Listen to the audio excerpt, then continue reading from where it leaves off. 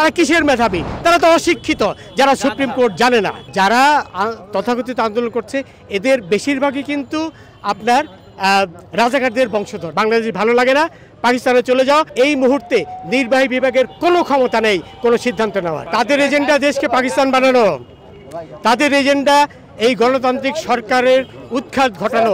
রাস্তায় দাঁড়িয়ে তারা তো গত অক্টোবর থেকে এটা পরিষ্কার বলেই আসছে। মির্জা ফখরুল, তারপরে আপনার রিজভী এবং লন্ডনে বসে আছে তারেক জিয়া, তাদের উদ্দেশ্যটা কি? তারা এইসব যারা তথাকথিত আন্দোলন করছে এদের বেশিরভাগই কিন্তু আপনার রাজাকারদের বংশধর। এই ব্যাপারে কোনো সন্দেহ নেই। কিছু রয়েছে যারা জেনুইন, তাদেরও এরা ব্যবহার করছে মুক্তিযুদ্ধের বিরুদ্ধে দাঁড় করানোর জন্য, মুক্তিযোদ্ধাদের বিপক্ষে দাঁড় করানোর জন্য। একটাই উদ্দেশ্য এই দেশকে তালেবানি রাষ্ট্রে প্রতিষ্ঠা করা। এবং তাদের আরেকটা উদ্দেশ্য হলো যে এরা আস্তে আস্তে প্রশাসনে, পুলিশে যে এমন পরিস্থিতি সৃষ্টি করবে যাতে দেশটা আলটিমেটলি পাকিস্তানে পরিণত করা যায়। তারা বলেছে তারা সুপ্রিম কোর্ট মানে না। তারা কিসের মেধাবী? তারা তো অশিক্ষিত, যারা সুপ্রিম কোর্ট জানে না। সত্যি আমাদের নিজেদের হোটেল? হ্যাঁ, ইডেন বে আমাদের নিজেদের হোটেল। Any time check in, any time check out. Eden Bay, a concern of Bhaiya Hotels.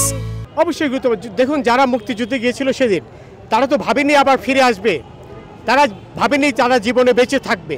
তাদের প্রতি কি আমাদের এইটুক ন্যূনতম আপনার কৃতজ্ঞতা নেই? এবং তারা মুক্তিযোদ্ধাদের বিরুদ্ধে আপনার কটাক্ষ করছে, আজেবাজে কথা বলছে। তারা কারা? যারা ৭১ সালে পাকিস্তান ভেঙে যাক এটা চায়নি। এই ব্যাপারে আমাদের কোনো সন্দেহ নেই। আপনার তাদের চেহারাগুলো দেখুন, প্রত্যেকের চেহারায় পাকিস্তানি ছাপ রয়েছে।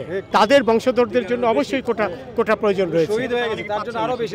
হ্যাঁ, পাচ্ছে না। এই যে রাজাকারদের জন্য পাচ্ছে না। রাজাকাররা, অনেক রাজাকার দেশ চালাচ্ছে, এই ব্যাপারে তো সন্দেহ নেই।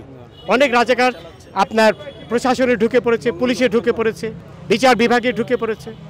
সুতরাং তারাই তো এই শহীদদের এবং অন্যান্য মুক্তিযোদ্ধাদের পরিবারদের আটকে রাখছে, সহ্য করতে পারে না এবং আটকে রাখছে। কারণ দেশ আলটিমেট তাদের ইচ্ছা হলো এটি পাকিস্তানে পরিণত করা। শোনেন, তারা খুবই কেয়ারফুল। জামাত শিবিরের লোকরা অত্যন্ত চালাক চতুর, বুঝলেন? এই জন্য মাথায় আপনার ফ্ল্যাগ লাগিয়েছে।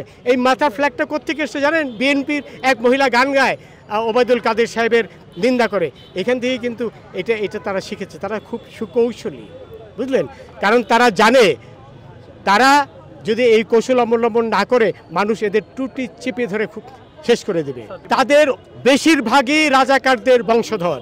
এই ব্যাপারে এটি বলার ব্যাপারে আমার বিন্দুমাত্র দ্বিধা নেই। তাদের মেসেজ, তোমরা পাকিস্তান চলে যাও। বাংলাদেশ ভালো লাগে না, পাকিস্তানে চলে যাও। পাকিস্তানে থাকতে হলে জয় বাংলা, জয় বঙ্গবন্ধু এই মন্ত্রে দীক্ষিত হতে। তারা তো এটা পারবে না, কারণ তাদের পূর্বপুরুষরাও পারেনি, তারাও পারেনি, তাদের সন্তানরাও পারবে না। মির্জা ফখরুল, একটা তো তারা এই কৌশল দিয়ে এগোচ্ছে। আপনার শিবিরের লোকরা জয় বাংলা বলতেছে, কৌশল। তারা তো জানেই না নির্বাহী বিভাগ আর বিচার বিভাগের পার্থক্যটা জানে না। এখন এই মুহূর্তে নির্বাহী বিভাগের কোনো ক্ষমতা নেই কোনো সিদ্ধান্ত নেওয়ার। নির্বাহী বিভাগ সিদ্ধান্ত নিতে গেলে তারা আদালত অবমাননার দায়ী হবে, যেটি শাস্তিযোগ্য অপরাধ। এইটুকু বোঝার মতো বুদ্ধি তো তাদের নেই। তারা নিজেদের মেধাবী বলে দাবি করে।